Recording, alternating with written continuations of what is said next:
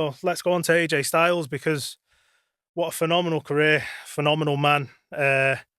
Starting all the way back, WCW, late 90s, early 90s, jobbing out, moving round, gets round to TNA. What an absolute career. You talk some of the Ultimate X matches, pioneering the X division, going on, world champion.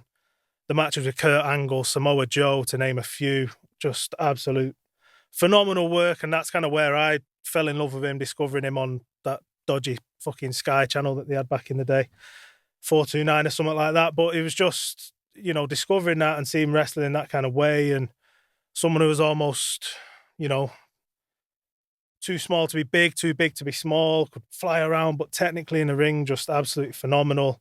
And then all the stuff happens with TNA, it all gets a bit contentious, and then going over to Japan and trying to, keep that run up and momentum. He does the stuff with the Bullet Club, he does the stuff with Kenny Omega, the Good Brothers.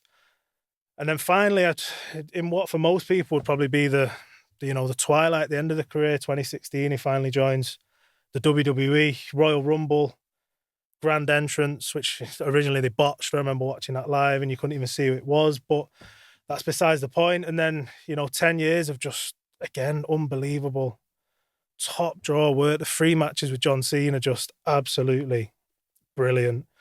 The latest one where they kind of did an ode to everyone and all the different moves, just absolutely, I've heard it described the other day as a love letter to wrestling. I absolutely agree with that. Everyone got a shout out. Everyone who was anyone got a shout out in that. The match with The Undertaker when everyone was in COVID, and just, a guy like that, to not necessarily a blue chipper guy or anyone that's kind of brought through the system, but just to work. And you talk about it being real, it's probably never been realer to anyone but AJ Styles. And to see that he's going into the Hall of Fame, it's not something to give out to anybody. And what a guy. Shouts to AJ.